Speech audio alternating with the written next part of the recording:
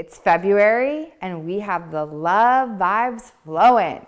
So however you're feeling, whatever your relationship status is, this one's for you because we're going to talk about how do we love ourselves as entrepreneurs. And I think this is so important because often we're very external as we're working to grow our businesses.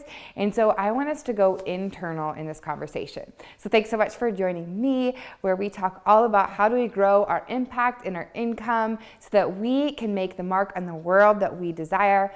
And I'm so excited to be able to just be your host and chat through this conversation. So let's talk about some ways that I find it would be very, very helpful for us as entrepreneurs to show up differently and love ourselves better.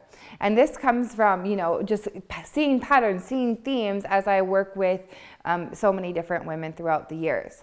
Okay, so the first thing I'm gonna say is I want you to exercise these two letters more in your life, and that is the word no.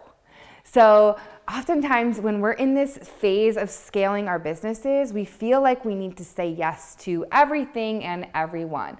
Whether it means yes at whatever price, yes to whatever person, yes to whatever offering, whatever collaboration. And I like to say that whenever we say yes to something, we're saying no to something else.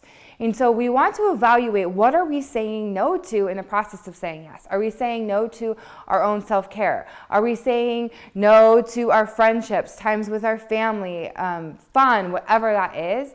And so upholding your boundaries is one of the biggest ways you can love yourself and make the impact you want in the world, because entrepreneurship is a marathon and not a sprint. And so we want you to make your impact greater and greater in the world. And that comes with saying no. Okay, another way that I really think is important is learn how to have fun. Learn how to prioritize fun and not to make every part of your day or your life about the business. Sometimes when we're in entrepreneurship, it can almost be like any possibility, we're thinking about how can we monetize it, or any conversation or anything, it's like how can we double dip, how can we multitask, how can we make this bigger and better, because we're in that energy, in that flow, in that grind. We love what we do, we're super passionate. And I remember one time, maybe a couple years ago, I gave one of my clients a particular homework assignment, and I said, you need to have more fun. I want you to figure out what you love, what brings you to life, what is completely outside of your business, and I want you to have more fun, because you're taking life a little too seriously. You're taking this thing that is supposed to light you up and be passionate, which does light you up, but it's getting a little too heavy. So lean into having some fun. And then she went through this whole journey of like self-discovery. Like, what does she love? What does she love to do that's just her?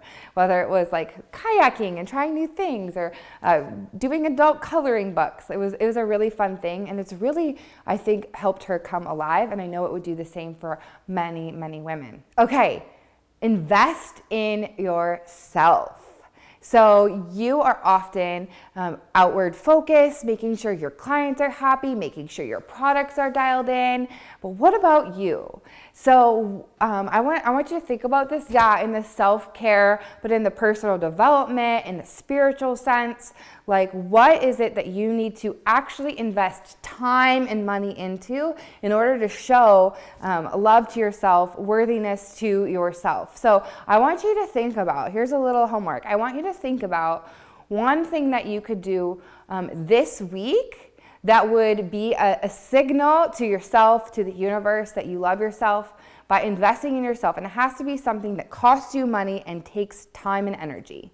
So whether that's booking yourself a massage, whether that's seeing your therapist, whether that's going and getting your nails done, taking yourself out for lunch, whatever that is, something that really fills you up and you are giving to it in a sense that it is costing you money, time, and energy.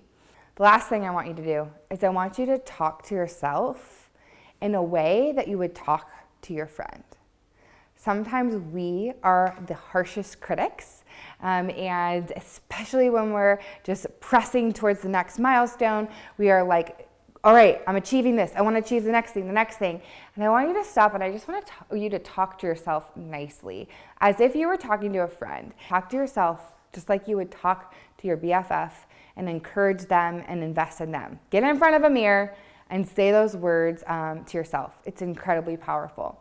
So the more that we love ourselves, the more love we can bring the world.